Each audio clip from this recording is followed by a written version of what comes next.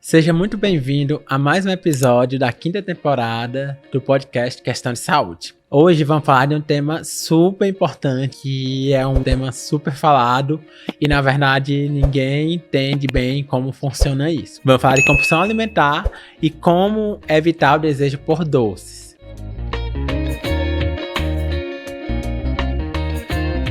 Para isso, a gente trouxe aqui o psicólogo, Marcos Alexandrino. Obrigado por ter aceito o convite e eu queria que tu se apresentasse. Boa noite, meu nome é Marcos Alexandrino, sou psicólogo clínico, e também psicoterapeuta e faço avaliação psicológica para cirurgia bariátrica. E tenho algumas ali formações, mas a minha área de atuação de fato é a psicoterapia, e tratamentos para obesidade.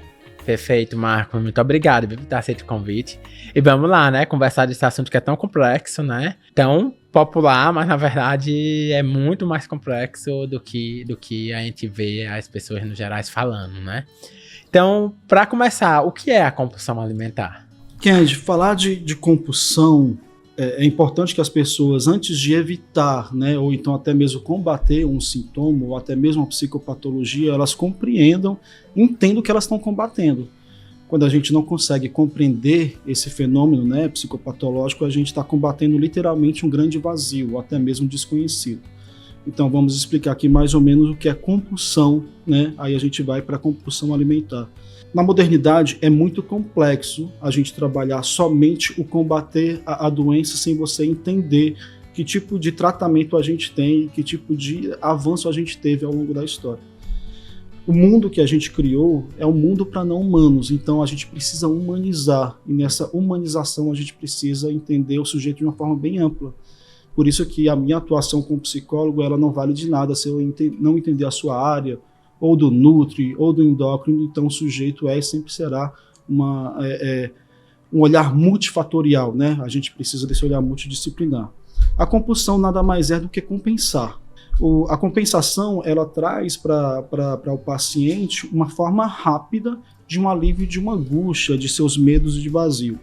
Fiz aqui algumas pequenas anotações. O Medard Boas, que é um psiquiatra que foi contemporâneo ali de Martin Heidegger, que também fez um marco nessa mudança do olhar do sujeito de uma forma mais ampla, fazendo essa quebra cartesiana entre mente e corpo. E no livro Angústia, Culpa e Libertação, ele fala que a compulsão, ela se alimenta de culpa. A culpa ela é o oposto da responsabilidade, ela é uma tentativa ali de compensar. Então a compulsão alimentar é um preenchimento rápido, quase que imediato, de uma sensação de culpa e de vazio. Ele fala assim, falar de compulsão é necessariamente falar de culpa, falar de lugar de falta de vazio. Por isso que a gente tem mecanismos de defesa que a modernidade ela criou. Mecanismos de defesa que a gente inventou na época dos anos 80 com a própria fluoxetina, com a geração Prozac, e que vem cada vez mais impondo formas rápidas de resolução de vazio. Alguns vazios eles são importantes para a gente entender o que é compulsão. O primeiro deles, e são vários, mas eu vou falar de dois, que a gente fala primeiro de desamparo e finitude. A finitude é essa ideia que a gente não consegue entender de que a gente tem um tempo, um tempo marcado, um limite ali de existência que vem com a nossa morte, e a outra é o desamparo, que joga o sujeito literalmente no vazio da vida. Como a gente não consegue lidar com esses vazios de uma forma muito consciente e muitas vezes não aceitando, a gente procura mecanismos de defesa de forma inconsciente, esse automático. A gente vive ali buscando preencher os nossos vazios automaticamente sem saber o que a gente está fazendo. A compulsão é uma forma de preenchimento automático, não é consciente. A compulsão ela compensa esses vazios e essa angústia sobre não conseguir perder. O sujeito moderno, criado na hipermodernidade, como já dizia o Bauman, ele não aprendeu e não sustenta a perda. Então, falar de compulsão também é falar de perda. A perda é algo que a gente combate todo santo dia, ao ponto de traçar estratégias conscientes e muitas vezes inconscientes que a gente nem sabe se é benéfica ou maléfica. E a compulsão alimentar, assim como outras compulsões, ela traz muitas vezes malefícios, como no caso dos pacientes obesos ou outros tipos de vícios, como a compulsão por doce, que é um alimento instantâneo ali, que traz automaticamente as serotoninas, as endorfinas, o próprio açúcar ele traz isso. Nessa hipermodernidade a gente traz uma exacerbação, a exacerbação das coisas, né, da rapidez da resolução de uma dor, uma angústia, um vazio que eles não entendem. Essa exacerbação traz o que a gente chama de procrastinação, que é uma coisa que a gente automaticamente não percebe, e a procrastinação, resumida, ela é como é na Netflix. A gente vai procurar um filme na Netflix, a gente passa ali 10, 15, 20, 30 minutos procurando o filme, no final a gente fica com sono, né, e não assistiu nada. E também isso está se relacionado muito ao TDAH, que a maioria dos diagnósticos eles são errados porque a gente tem tanta coisa para fazer e no final a gente não acaba fazendo nada. Combater os sintomas da compulsão, somente os sintomas, o tratamento ele não se sustenta, né? O exemplo que eu gosto de dar é que nem um paciente ele tem uma certa crise de gastrite e ele vai sempre ali geralmente no domingo, né, porque ele passa o dia ali no churrasco e na feijoada, e ele tem a crise de gastrite no domingo à noite, e ele toma ali, né, o Buscopan na veia, um medicamento rápido, mas ele não faz o que a gente chama de tratamento correto, que é a dieta, deixar de tomar cervejinha, a Coca-Cola, mas ele está sempre indo no domingo à noite e fazendo aquilo de forma muito repetida, tá? Isso é uma das coisas que sustenta ali a compulsão, o preenchimento rápido de uma coisa que não se sustenta, e isso vai se retroalimentando e não tem fim. Então, falar de compulsão é falar de um sintoma que a gente precisa entender o vazio, e não o combate da compulsão em si, mas entender por que eu preciso preencher aquele vazio de uma forma tão rápida que não é consciente. Não tem como ter práticas do cuidado de si, né, estando sobre essa ameaça que a gente não conhece. A ansiedade é uma ameaça que a gente acha que está sendo ameaçado por isso ou por aquilo, mas a gente não se apropria desse vazio. E esse vazio é que nós, terapeutas, a gente trabalha na questão da compulsão. Quando eu vou combater ali uma compulsão por doce, por exemplo, eu preciso entender por que ele precisa daquilo, daquela compulsão, daquela alimento imediato para sustentar uma angústia, um vazio. Por que a compulsão alimentar é o mais comum? Porque todo mundo tem uma geladeira e um armário, né, em casa. Aí tem outros tipos de compulsões, né, como o próprio álcool, as drogas, né, o vício ali em comprar. Mas aí para o álcool eu preciso ir no bar da esquina ou no mercado. Para as drogas eu preciso ir, né, lá onde vende, né, na comunidade ou em qualquer outro lugar. Né? Ou então tem a questão ali da compulsão por compras, que eu preciso ir no shopping. Mas a compulsão alimentar ela vem em primeiro lugar porque é muito fácil você ir na geladeira ou até mesmo no armário da cozinha. Então, falar de compulsão é necessariamente falar de preenchimento de vazios, né? E isso é o que eu pretendo explicar aqui para ti. Perfeito, Marcos. E, Marcos, a compulsão alimentar, eu acho que o tratamento do excesso de peso, o tratamento da obesidade, né, o psicólogo é sem dúvida um dos principais pilares para esse tipo de tratamento, né? Porque a gente sabe que a obesidade, né, é uma doença multifatorial, tem fatores psicológicos, ambientais, genéticos, biológicos e fisiológicos. E existem algumas pessoas que a dificuldade realmente parece ser maior do que para outra de uma forma biologicamente falando, certo? Tem paciente que aparentemente, né, parece ter uma liberação de dopamina maior do que outras pessoas. O que é dopamina? Dopamina é um neurotransmissor que age no nosso cérebro e faz com que o paciente procure prazer. Sabe-se que paciente que tem obesidade tem uma liberação de dopamina exagerada. O paciente que tem obesidade e tem essa liberação exagerada, ele vai procurar prazer no alimento. Encontra um alimento, libera endorfina e tem esse prazer. E isso meio que provoca um vício nele, né? Então, realmente, o paciente fica viciado naquela sensação de prazer que tem com o alimento e tem a estrutura biológica, vamos dizer assim, a estrutura fisiológica que permita que ele tenha mais ainda essa função, se desejam, né? Então, o psicólogo tem uma função essencial nesse processo para o paciente entender e tentar tomar a frente desse processo, né? O psicólogo, ele vai, como disse, né? Tem que procurar por que realmente o paciente está procurando aquilo, né? Então, qual o vazio, né? Como tu falou, que o paciente está ocupando por aquela vontade de obter o alimento que não está sendo mais saudável, né? É dentro que existe o que a gente fala hoje, né? Do comer emocional e do comer saudável, né? O que é que tu, quando vê um paciente, vê nas atitudes dele que aquilo não é um comer saudável, é um comer por compulsão, né? Um comer emocional. A gente chama de comer de forma abusiva, né? É muito comum, né, principalmente na modernidade, a gente ter relacionamentos abusivos, né? No namoro, no casamento ou no trabalho, né? Que as pessoas ficam viciadas no trabalho, ou com a própria condição de felicidade, né, que se torna uma coisa que eu vou falar daqui a pouco sobre a ditadura da felicidade, então é sempre abusivo.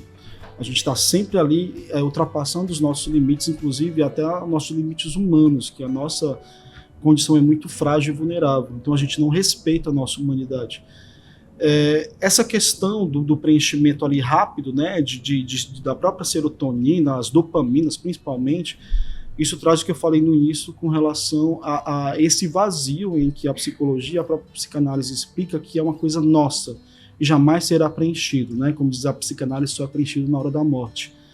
Então a gente precisa, pelo menos eu enquanto terapeuta, ensinar o paciente a conviver com esse vazio de uma forma um pouco mais saudável e não tentar preencher ele, né, ideologicamente a qualquer custo, como, né, essa questão de ter prazer constante. Ter prazer é bom, é importante, mas não dessa forma abusiva, constantemente. Isso é uma forma de fugir, inclusive, até das próprias angústias que fazem parte da vida, né? Essa questão de você preencher de uma forma abusiva com prazer traz para nós terapeutas a possibilidade de eu distribuir prazer. Se eu não conseguir trabalhar com o meu paciente que ele tenha outras fontes de prazer, ele vai focar naquilo que ele já aprendeu, né? O nosso sistema límbico, né, é conhecido como via da recompensa, via do prazer, né, que solta ali dopamina, né, constantemente. Uma vez acionado, né, ali ainda enquanto bebê, ele é insaciável, ele sempre vai querer ser acionado. E isso com qualquer fonte de prazer. E a comida, ela traz essa sensação principalmente com doce. Então, a gente traz estratégias de distribuir esse prazer, focando, né, na vida do sujeito e não só no comer, para que aquilo que ele já aprendeu de uma forma muito fácil com o comer não seja a única fonte que ele tenha de compensar. Por que compensar? É comum para todo e qualquer sujeito esse mal-estar, porque a vida ela é e sempre será um grande mistério. Se eu não conseguir trazer para o sujeito possibilidades de atuação do mal-estar dele, ele sempre vai voltar ao mesmo estado anterior que ele hipoteticamente acha que aquilo é um prazer. Então, não tem como eu trabalhar o sujeito sem pensar nele de uma forma muito ampla. Para alguns pacientes, a gente tenta ali, né, trazer para ele algum suporte. Primeiro, a distribuição de prazer, né? A outros, o paciente, quando ele chega para a gente, ele assume que ele perdeu a capacidade de cuidar de si. Aí eu costumo falar de uma certa tríade, né, principalmente até para os pacientes bariátricos, que traz ali, quais são essa tríade? A primeira é o medo. Por quê? Depois da cirurgia bariátrica, se você não tiver, né, os cuidados de si, principalmente ali você sendo condicionado pelo medo, você pode, depois da cirurgia, com qualquer comida que você tenta ingerir, inclusive colocar a sua própria vida em risco. Então o medo, ele segura o sujeito.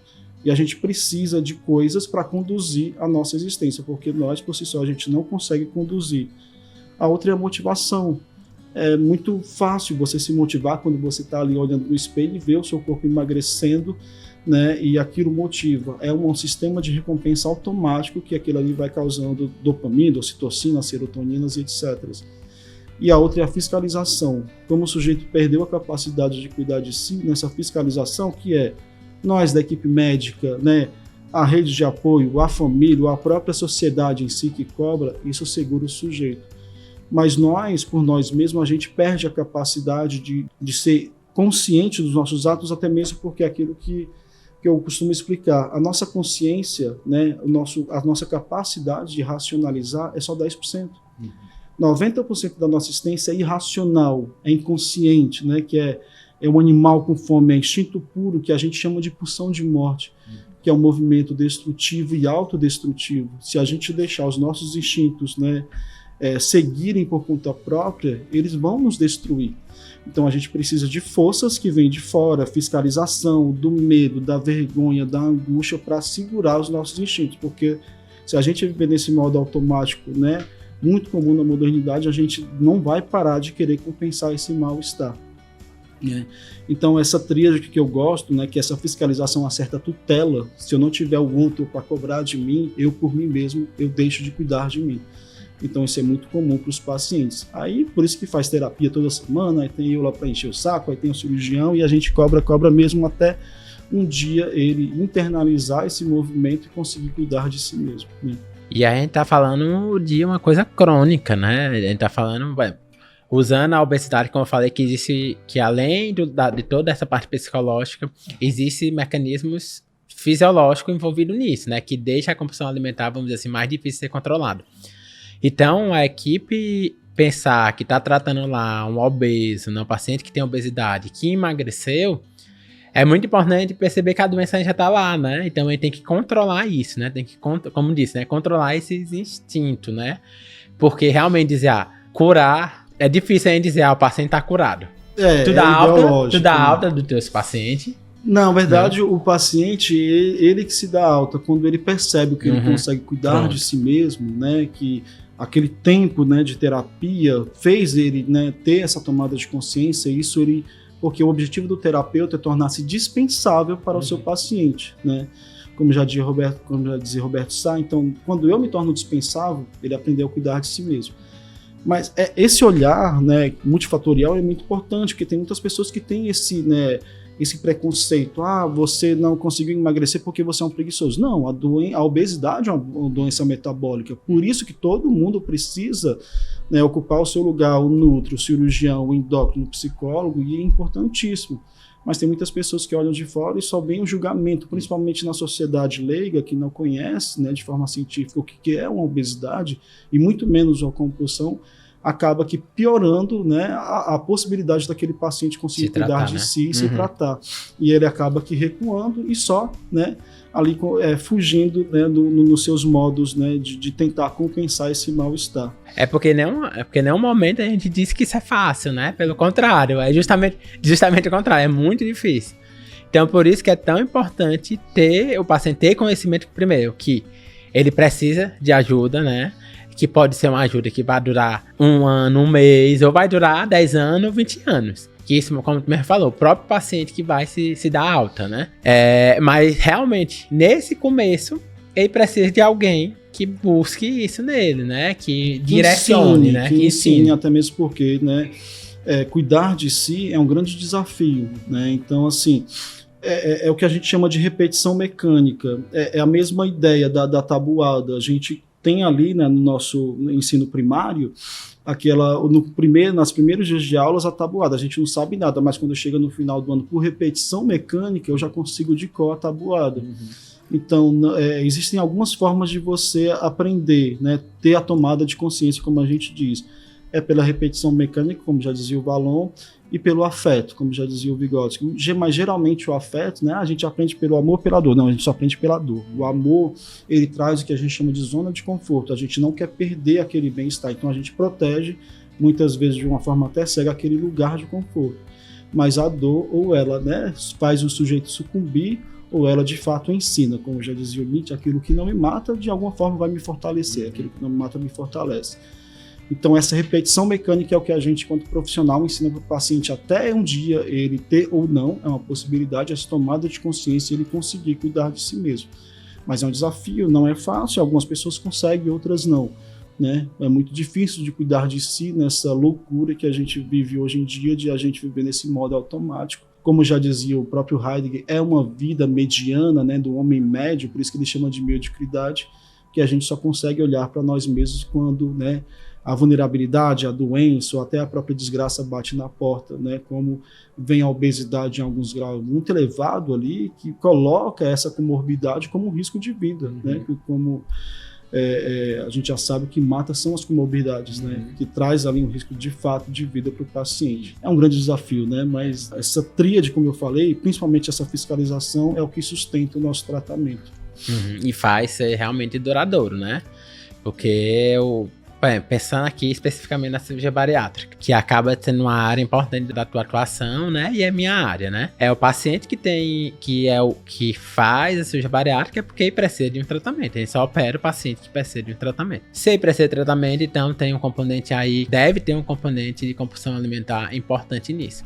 E essa compulsão não vai sair com a cirurgia. Então, Marco, quais as estratégias que tu usa com esse paciente que vai de um dia pro outro, certo? E trocar basicamente toda a alimentação dele. E principalmente que ele vai saber que em determinado período isso não vai ser mais uma opção. Ele vai ser obrigado realmente a mudar naquele começo, porque no pós-cirúrgico tem uma dieta bem específica. Bem radical. Bem né? radical. A estratégia que eu uso como eu costumo falar para o paciente, assim, a cirurgia bariátrica vai ser, quando eles estão fazendo a avaliação com a gente, vai ser aquela promessa que você fez de final de ano para ir para a academia, no dia 1º de janeiro, não, porque é feriado, né? No dia 2 de janeiro.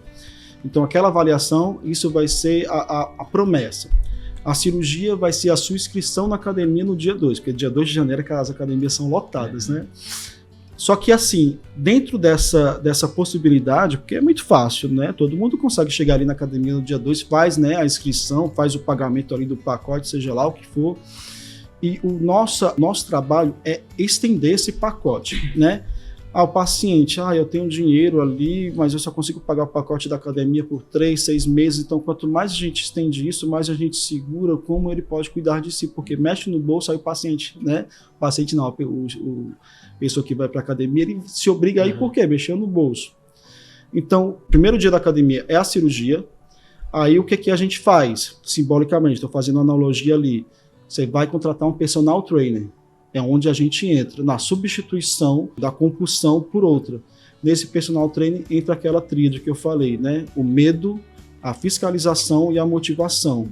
Só que ele não tem dinheiro para ficar com o personal trainer o resto do ano. Ele vai ali ficar mais ou menos uns 3 meses, que é o período que o paciente ele emagrece mais rápido, e depois entra no período do platô, né? Quando ele emagrece de forma mais lentamente. Nesse período, é tudo que, pelo menos, né, eu tento dar o meu máximo ali para o paciente entender o quanto que ele é importante aprender a cuidar de si. Porque o medo vai passar, porque é uma dieta restritiva bem radical, que nos primeiros 15 dias é só água, depois vem ali, né, a pastosa e depois a sólida leve e etc, etc. Então, esse medo faz com que segure ele nessa dieta. Não é a vontade dele, é o medo. E a motivação, ele vai emagrecer rápido, depois vem a fiscalização, só que os pacientes eles não voltam para o psicólogo na maior parte das vezes, nem para o nutri, voltam para o cirurgião, né? E ali na hora que dá, e bate vontade. Então existe uma evasão muito grande depois da cirurgia, né? E eu falei, tudo acontece depois. O que você está fazendo aqui é só uma avaliação para pegar um laudo, mas tudo é depois. Então a gente tenta ensinar o que pode vir a acontecer depois, até mesmo não só da substituição da compulsão, que a gente chama de deslocamento da compulsão. Existem estudos que 80% dos pacientes, né, que fazem cirurgia bariátrica pode ter o deslocamento da compulsão. Eu tiro ali uma compulsão alimentar, se ele já tiver uma compulsão alimentar de forma radical, do dia para a noite, né, ele vai ter que parar de comer, né, porque pode colocar a vida em risco. E um tempo depois, quando ele começar a ser liberado, não vai ter mais medo, não vai ter mais fiscalização nem motivação, vai ser ele por ele mesmo. Aí pode ter o deslocamento da compulsão. Em primeiro lugar, vem de fato ali, né, o alcoolismo, depois a compulsão por compras, ou então entorpecentes, que isso é muito comum, e outros tipos de compulsão que pode substituir. Então a gente faz a distribuição desse prazer para coisas, né, positivas, como a própria atividade física, ou então outros hobbies que a gente tenta descobrir na terapia o que ele gosta de fazer para ter prazer. Isso é o que a gente tenta, né? Não é que vai dar certo, mas depende muito da vontade do sujeito de querer mudar de vida, porque a cirurgia bariátrica, ela é fácil. Difícil é o processo, né? As pessoas chegam para fazer cirurgia achando que é uma mágica, mas o processo... A parte técnica é operar, sem dúvida, é a parte mais fácil. A parte do acompanhamento, a parte até do profissional em si. Eu não tenho nem dúvida que a parte que é muito mais fácil que da minha profissão é operar. O difícil é o quê? O acompanhamento pré-operatório. Primeiro, mostrar ao paciente que ele tem indicação da cirurgia e meio convencer ele que isso é um tratamento, vai fazer bem para ele, que tem evidência científica que vai ser bom isso para ele. E depois fazer com que ele se engaje num tratamento e não entenda que isso vai ser uma mágica, né? O paciente não opera, quem emagrece é o paciente, não é a cirurgia. Porque a cirurgia vai dar mecanismo que pode facilitar ele ter uma perda de peso considerável, né? E ficar com peso considerado saudável. E a cirurgia, do lado da compulsão alimentar, a cirurgia pode ser usada das duas formas. De uma forma muito positiva, por quê? Porque eu falei que paciente com obesidade tem uma maior dificuldade de controlar a compulsão por causa do aumento de liberação de dopamina que ele já tem biologicamente. E agora eu vou ter uma mudança fisiológica no corpo que vai facilitar o paciente a controlar essa compulsão. E alguns pacientes usam isso de forma muito positiva, mas realmente o que eu vejo que funciona muito bem é quando ele troca essa compulsão por doce por algum outro desejo, né? Tipo, quando troca por atividade física, quando troca por algum estudo, alguma coisa assim. Que nesse momento, nesses primeiros 6 meses, certo? Parece, quando bem orientado o paciente, quando com um psicólogo bem próximo, certo? A cirurgia pode facilitar isso, né?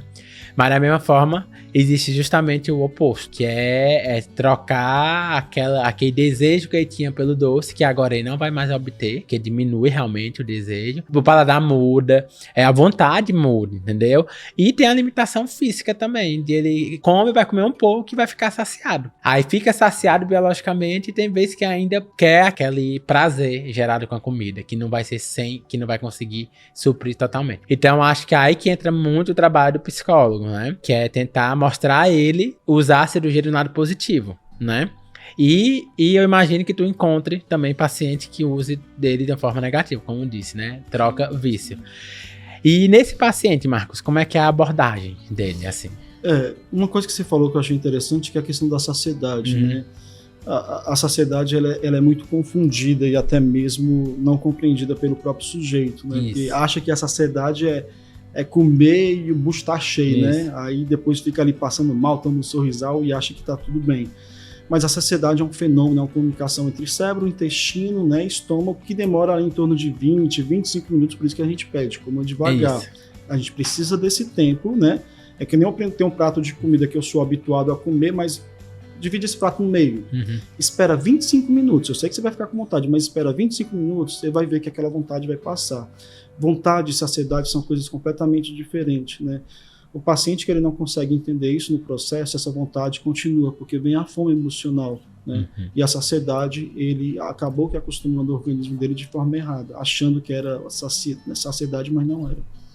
Essa vontade a gente tenta fazer o deslocamento, tentando buscar na história do sujeito, primeiro entender aquele vazio, uma forma de preencher aquele vazio, né, mais saudável, buscando outras formas de prazer. Isso não quer dizer que a gente vai conseguir, porque o sujeito e sempre será diferente um do outro. Tem pacientes ali que a gente sustenta, né, ou então faz o que a gente chama de redução de danos, até mesmo porque tirar essa compulsão por doce não é nem legal, a gente só vai tentar achar um equilíbrio. Você pode comer, você vai ser liberado, mas comer de forma saudável, não exagerado. Isso, né? Quem opera não quer dizer que não vai poder comer doce, né? Na verdade, quem opera pode comer qualquer comida, lógico que vai lidar com as consequências disso, né? Do que uma pessoa não operada. Só muda também a quantidade. Agora a quantidade realmente que não consegue mais comer como antes.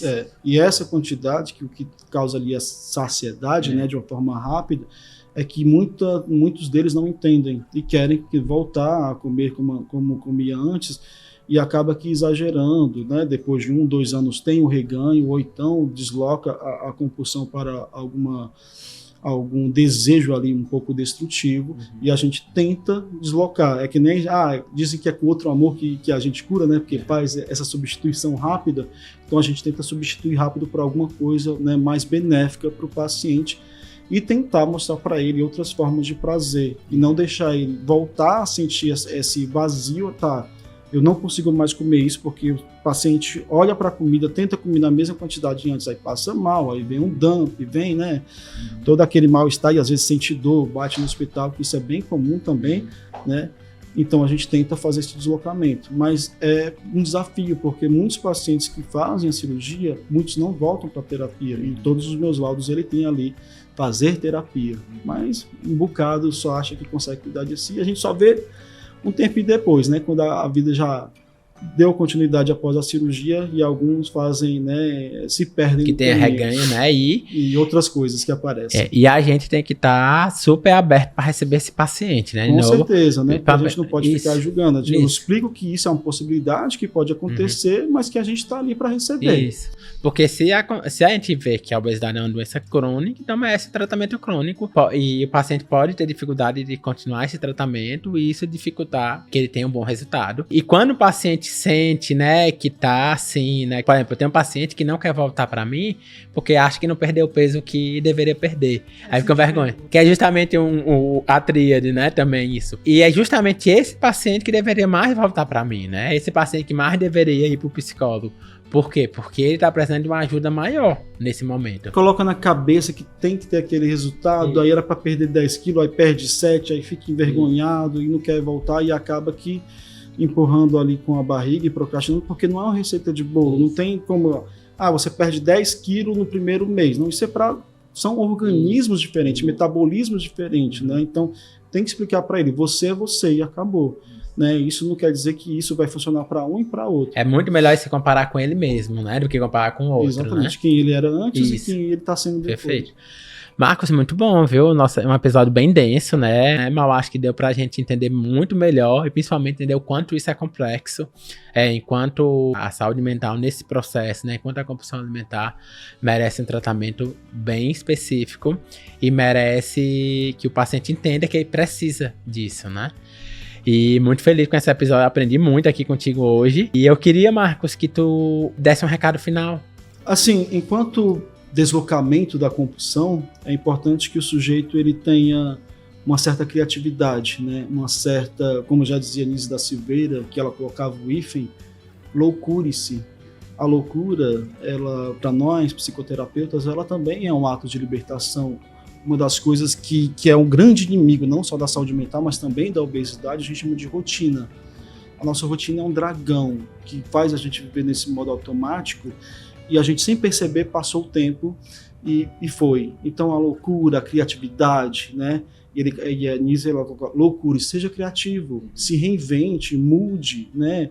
Seja ousado para deslocar essa compulsão para atividades prazerosas e que façam, né? Como eu já dizia Clóvis de Barros Filhos, uma vida que vale a pena ser vivida.